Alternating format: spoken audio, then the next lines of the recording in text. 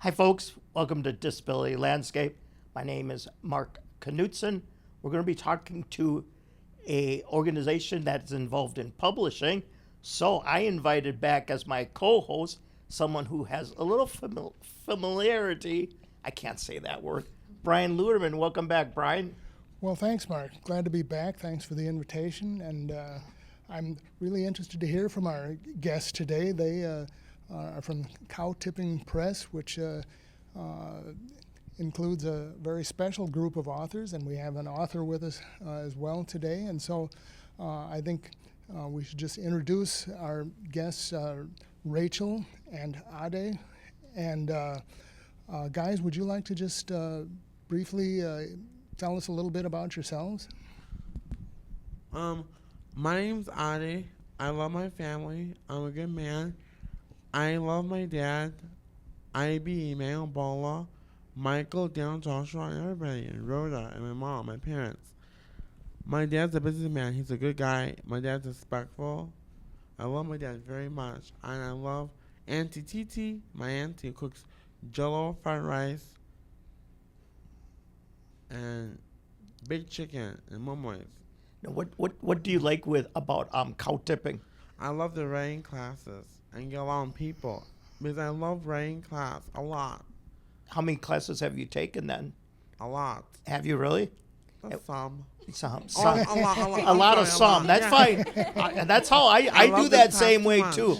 My a lot ends up being some. So I'm with you on that one, Yeah. sir. Yeah. Right. So do you remember some stuff about the classes? What have you learned or what have they taught you? They taught me how to write stories like poems. So I have a good handwriting a lot. I'm doing good. I help the students how to spell words. I'm learning how to read. Okay. My favorite thing in the summer is to read a book. Oh, That's a good thing. Very good thing.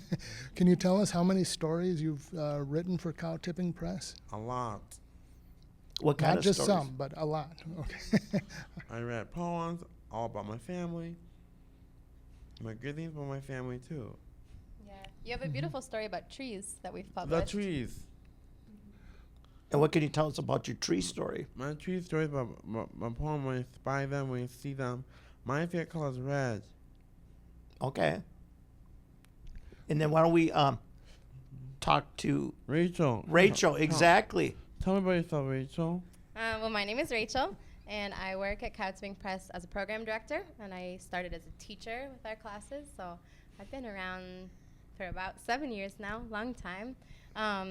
And yeah, it's been really wonderful. Ade came into our program about 2 years ago, and you've been a student in our classes, and then you joined our apprentice program. Yeah. Do you want to share a little bit about what teaching classes has been like? I'm a nice guy. I help teach students how to read a book. You do? Okay. Yes. And what kind of books do you like to teach about or read? My favorite book is Arthur's Baby Kid Books. I have a favorite book, Arthur's Charlotte's Web. Charlotte's Web. Oh, okay. Yeah. Good book. And what was it like working with Doug at the library this semester? It was good. Doug is a nice guy and very respectful to me a lot. I like Doug. He's very nice and respectful. And we do get along together too as friends. Yeah, because it's very nice to have Yeah. people that respect who you are, because we all are different, but in the end, we're all the same. Exactly. I'm nice to people, but I want to be nice to people and respect them. I give people homework, not too much, a little bit too. Yeah, Ade goes above and beyond and assigns homework, which is not typically part of our classes. No homework for everybody. But I think we've taught together before, and I think in that scenario it was homework at the start and then surprise no homework at the end, if I'm remembering. So it's kind of like the maybe not a joke, but like a fun thing to tell students and then surprise them with no homework at the end. Yeah. Yeah. No homework for everybody. I told students no homework. Do you prefer homework or no homework? No homework for them. For me only. Okay. Yeah. Oh, sorry. Well, Rachel, I'm interested in Cow Tipping Press. Could you maybe take a step back and just tell us a little bit about the press and how it helps people put out their stories, what you do with those stories? Yeah, for sure. So we run creative writing classes in partnership with disability service orgs, so day programs, group homes, some school transition programs and libraries, all for adults with developmental disabilities. And in our classes, we do, like Ade said, poetry, fiction, nonfiction, sometimes drama or journalism, and we're working on really capturing the stories and perspectives and voices of people with disabilities, printing them in books, and then we celebrate our books in the community. And actually, we have some events coming up. And Ade, do you want to speak to what for you kind of the mission of Katabing is, or why we do this writing and publishing? Because we write so hard and we write sports about books, stories in the newspaper, and books, Cartoon Press. Yeah, and kind of in the same vein of why, we're really grateful to be here today and excited to be sharing our work and voices with folks on your channel, is because I think a lot of times when we look at media, whether it's, children's books or news shows or, newspapers, and we don't often see a lot of stuff by people with disabilities, and I think even in... And especially developmental. Especially, intellectual developmental disability. A lot of times even when you're reading, Sins Invalid or Disability Visibility or some of these big disability justice books that are really prominent in kind of forward-thinking disability justice activism, there's a lot of kind of disclaimers about how it was hard to include people with developmental disability or intellectual disability in those writings and in those conversations. And so for us, it's really important to encourage people without disabilities and without people who don't normally engage with people with intellectual developmental disabilities to both engage with these people and kind of a multitude of stories and perspectives, to celebrate the stories. A lot of times, I think the work we're publishing is really innovative in a lot of ways, and we have a kind of exact words only model of transcription.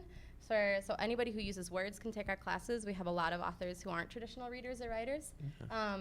And so our stories take some kind of interesting forms in terms of prose and structure and kind of maybe seemingly nonsensical tracks or alternative tracks to kind of answering prompts that a teacher might give. And a lot of times, so we're encouraging people to read these, to celebrate creativity in a community, and to kind of seek out inclusion more broadly in our media and beyond in the world. So that's what we're about. I would imagine with the different authors that you have, they all have their different abilities in that. Typically, how long, and Adi, you can probably answer this too, how long does it take generally, like for one of your books, how long did it take you to do some of your writing for your books and that? To buy money. So, like when you write a story, how long does it take you? Well, 20 minutes. 20 minutes? Yeah. Yeah, actually, and that's kind of the exact time. So when we, our class curriculum is set up to have writing cycles throughout the class. Yeah, I was going to say kind of break it up into... Yeah, it's usually like you'll give a prompt, so you might bring in a story you're interested in, or a question or activity for students. A story. Yeah, and often stories. And then there's sort of a discussion about the story and a brainstorm about a writing prompt, and then students go into writing time, and usually it's about 20 minutes, maybe on average, that we give students for that cycle of writing. And at the end of the class, so our classes run 3 semesters a year, we take kind of what we decide at Kautabing and in collaborating with a few people to decide this, but are the best pieces from each student, and publish those in a collection from each class. So the pieces are usually 1 to 3 smaller pages. Okay. Yeah. Mm-hmm. Yeah. And Do you how many stories would be in one of your collections? Usually say about 20, maybe on average. Okay, and these are stories of all types that would be in Yeah. and so 20, yeah. Yeah, what kinds of stories would you say are in our books? And the zoo and lion team. Mm-hmm. It shows my book. My colors, like my favorite color is red. When I was 5, I picked red color. Yeah, often they're kind of genre bending, right? So kind of poetry, kind of prose, fiction, nonfiction, and sometimes if students write longer pieces, we'll publish excerpts of longer stories. But Yeah, I love the class. It's so fun.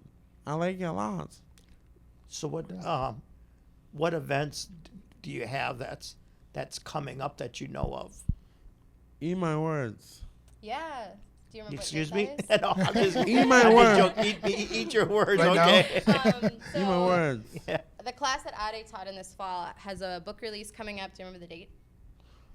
July 28th. July 28th at 7, and Eat My Words Bookstore is the name of a bookstore in Northeast Minneapolis. Oh, okay. Yeah, and all of our book releases and events are open to the public. They're free, and we really love for community members to stop by and check them out.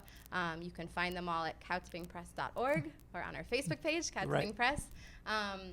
And we will have events coming up July 27th, 28th, 29th, and then August 4th is Coachella. Do you want to share a little bit about what Coachella is?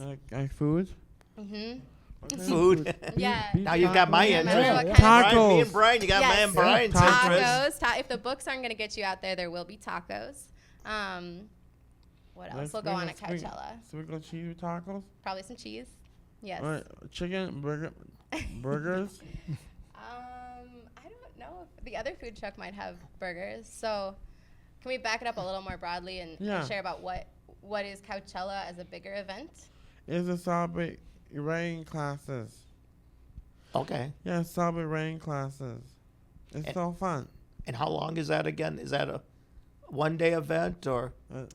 One day. Mm-hmm. One day. So it's Thursday evening, August 4th, 4:30 to 8. Okay. And 4 of our classes will be presenting their books. So we'll have a bunch of authors reading their work, signing books. You can grab books there. We'll also have an org fair with a lot of disability and literary arts-focused organizations in the community. We'll have a DJ, DJ Sci-Fi, will be DJing the whole event. And then to close things out at 7, our headlining band is a local band called Keep for Cheap. And we're really excited to have them close the show. So we're calling it a Disability Literary Festival. It's the second year we're doing it. And it's really a chance to bring together different arts communities and kind of social justice communities. So communities who are not focused on disability as kind of specifically as we are at Cow Tipping, but maybe focus on centering BIPOC artists or queer artists and or musicians with their followings, and sort of creating a chance for the community to come together and both kind of celebrate neurodiverse art as the center of the event, but also kind of intersect and get to know the work that each other are doing and form kind of connections across sectors. And where's that event being held? Springboard for the Arts on University in St. Paul. Yeah, I've heard of them. I can't recall because fortunately we've done quite a few shows by now, and either I know we've talked to someone like that, but I think that is one organization that we definitely want to talk to. I don't think we have, but now that bookstore you said, Eat My Words, correct? Eat My Words. Word. No, Brian, you go around. And you I do have a lot of done- book signing. I did a have signing you, have at you, Eat My have you Words, Eat yes. My Words? I have done that, yes. You have been then. I've eaten my words, but I've also done It's a a bookstore. signing at It's a Eat My Words. bookstore. And it's on 13th Avenue in Northeast Minneapolis. A very nice little store in a very cool neighborhood. And Do I they think people would really specialize enjoy in a it. certain type of? I don't think so. I think it's just a general general. bookstore. Yeah, as far as that's it- my recollection. It's been a few years since It definitely has the catchy title. it does. Yes, love a good pun. Adi, do you want to share some of what, like an example of one of our stories can sound like, or what one of your stories can sound like, and share? I have a favorite. Yeah, that'd Let's be hear great. it, buddy. Job jokes. How much do you guys like work? How much money do you make? Job. My favorite word is job. Job. Yeah. How much money do you make every day? Me? Changes on the day. Job.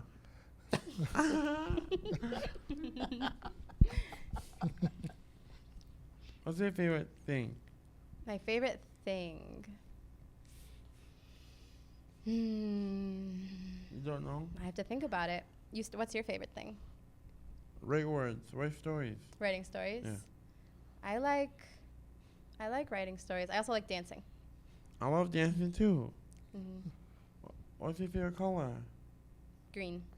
Red. My favorite red. Now, I'm sorry. I was just saying with Cow Tipping Press, how big of a organization, staff? Yes. Not to put you on the spot. I don't Yeah. think you're a big conglomerate publishing company, but yeah. All things considered, we're small. We have 2 full-time staff, and then we have 6 apprentices working right now. So that's Ade's position. There you go, and buddy. 7 teachers. So each semester we hire usually college students to teach our classes. Okay. And that's a chance for them. Some of them have engaged with communities of people with disabilities before. Some of them it's the first time, and they come from, maybe literary backgrounds or psych backgrounds that they're in their studies. And they teach for a semester. And then apprentices work with us for a year. So we have, the 2 full-time staff and then a lot of part-time staff, and which is how I started. And, we kind of have these. I started as a teacher and became a program director. Ade started as a student and became a teacher or apprentice. And we're hoping in the future to also hire more folks with disabilities more full-time as well. We also should have interns with disabilities working. So, one more staff, one more part-time staff. So staff-wise, are you hiring then individuals with developmental, intellectual disabilities then, correct? Yes, Okay. yeah. And do you want to share about the process? Do you remember the kind of application and interview process and how you became an apprentice? I started that in a long time ago, and I think that I love cow tipping a lot. I want to go be a cow tipping. I started with sheets. Yeah. So we do kind of the same process for our teachers. They're a very similar process. Once you've taken 2 classes with us, then you become eligible to apply for the apprenticeship. So all of our apprentices are former students and published authors. So they've kind of gone through that program, and that's actually the program began when we had students taking class after class, and then they started to kind of know more than the teacher on day 1. And we're like, yes, this should be a program we should build out and kind of officialize sort of that kind of co-leadership. And I know, for you, you have some other jobs, and I know you're always looking for ways to get paid. And am I right? You're enjoying having a job that is kind of consistent and pays. I get a job, YMCA, in Bloomington. That's a job you're hoping for. Yes. It'd be great. Well, could you give us an idea, as far as your books, do they have any graphics or illustration at all? Or and if so, any pictures or Pictures of anything me. pictures in your books? Do your stories come with any Yes. pictures at all? Who does the pictures? Rachel.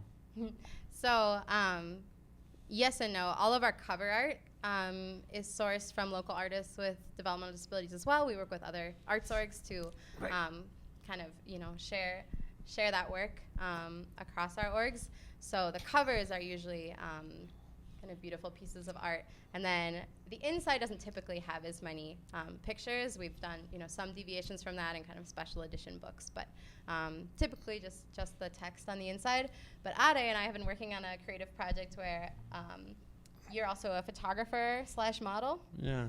And take a lot of selfies. Yeah. As an apprentice, all of our apprentices work on their own professional projects throughout the year as well that we support them with. And what was the goal that you said was what you wanted from your project this year? Do you remember? Picture of me. Kind of being on TV and Be on TV. so here we are. We're welcome. excited to be on TV. Hey, glad we could help you with that. I'll be on TV channel Fox News 9. Mm-hmm. I have a number. Can I call it tomorrow?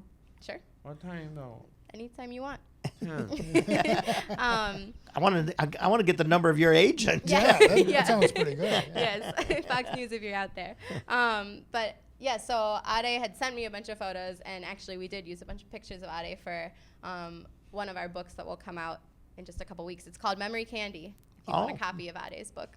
Yeah. And it's not a book you're publishing, because as an apprentice, we don't have apprentices writing in classes. You're more focused on teaching and kind of supporting teacher and supporting the students. But yes, Ade is the cover art for that book, Yes. Memory Candy. Yeah. We'll make sure we get you a copy. Now, when you finish your book, you've got it all laid out and printed and ready. How do you get it out to the public? How do you distribute it? Do you sell it to libraries, bookstores? You put it on Amazon? What do you do?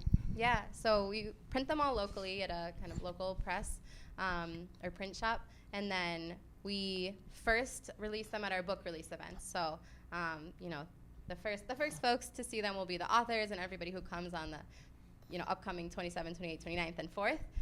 And then some of what our interns have been involved with over the last year or so is distributing our books at local bookstores. So yes, Eat My Words and many others, and coffee shops. We stock them around the cities.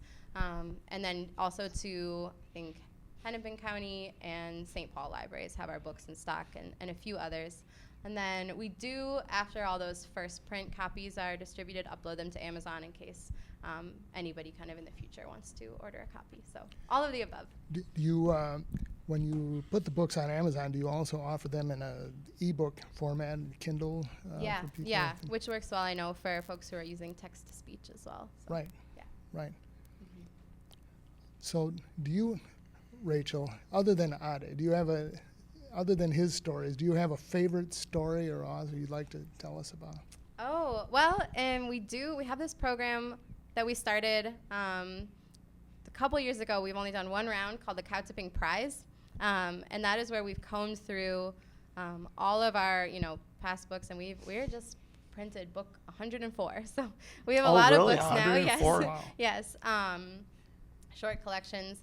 And, the staff at Cow Tipping, we select an author that we think really is a standout, and there's certain requirements for how many classes and pieces have been published, but and we have awarded them what we call the Cow Tipping Prize and a chance to publish their own collection and work with another organization that works more one-on-one with authors. We're usually teaching bigger group classes, and so an author named Dar was the winner of that prize, and she has some really beautiful pieces and published a book called Charmed. So, her pieces were some that kind of as an org we selected as just really stand out and interesting, and thought-provoking, interesting prose. And then we'll be announcing a new Cow Tipping winner at Coachella on the 4th. So I can't say the name yet. Contest? Yeah, it's a kind of a contest, but you just enter it by taking classes. There's not really a specific other entry to the contest. Mostly about writing. Mm-hmm. Yeah. How many? Go ahead. Oh, I was just going to say. What's the prize? The prize is a chance to... I agree. Let's get to the good stuff, hey. The prize is a chance to take classes one-on-one and publish your own book, and then celebrate it at, kind of the next year's big event. How many books do I you get a publish? paycheck for that? You don't get it's not coming with a paycheck, just a kind of class opportunity. It's like a publishing prize. Hey, Adi, Yeah. do you know how many books Cow Tipping Press, how many books do you think they publish each year? Do you know by chance, sir? A lot. A lot. A lot. Correct. Average? Relatively speaking. Yeah. I guess. So how many books a year, Rachel, do you?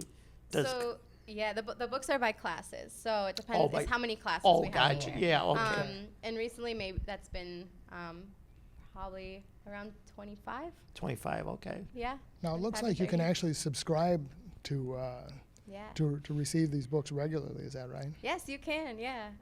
So on our website, catspingpress.org, you can subscribe to receive books, and there's a 1-year subscription, a 2-year subscription, and a lifetime subscription if you want our books in perpetuity forever. And with that, we'll send you 5 books a year, or 5 books each semester. Sorry, 15 books a year. And these books, typically, what do they cost?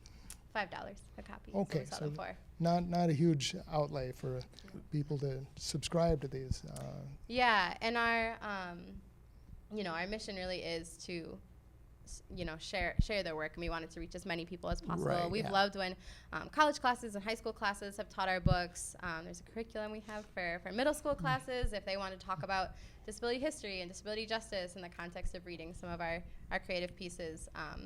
We'd really just like them to be out in as many places. So for Cow Tipping Press, where does the funding, I assume, every organization has that evil thing of funding they have to Yeah. take care of.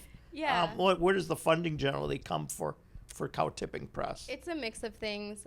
We're not a state-funded org, Okay. so we operate Yep. kind of independently of that. Our classes, when we run them in partnership with, again, disability service orgs, so group homes and day programs and libraries and schools, the classes come at a cost. And so sometimes organizations will apply for grants or pull from their budgets. Sometimes we'll apply for grants. We've been kind of specifically recently wanting to make sure that we're also focusing on kind of intersectional intersectionally marginalized identities and publishing authors who maybe are less traditionally served by state disability service orgs or more formal disability service orgs. So that has been where school partnerships have been really great. And we've also applied for some classes, or some grants to support classes that are specifically focused on enrolling majority BIPOC students with developmental disabilities. So a mix of grants and kind of classes and book sales. All of the money from our book sales that we make in terms of profits goes back to our authors as royalties from their publications. So.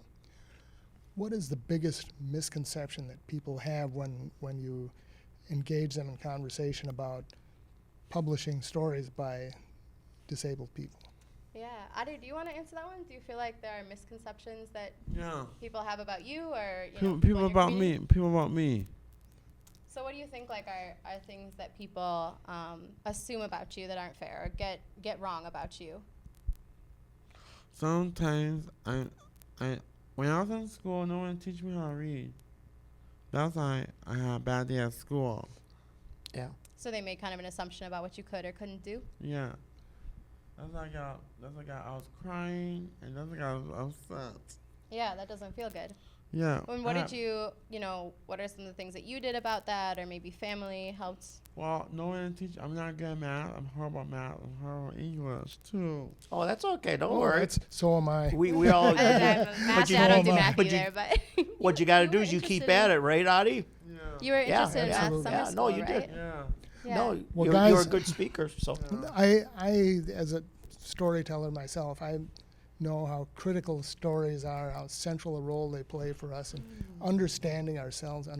And too often, I think the stories disabled people are either wrong or, and doing your own stories. That is an incredible thing. Congratulations, all the work you've done. yeah, we want to just time is real short here, so I just want to thank you for coming.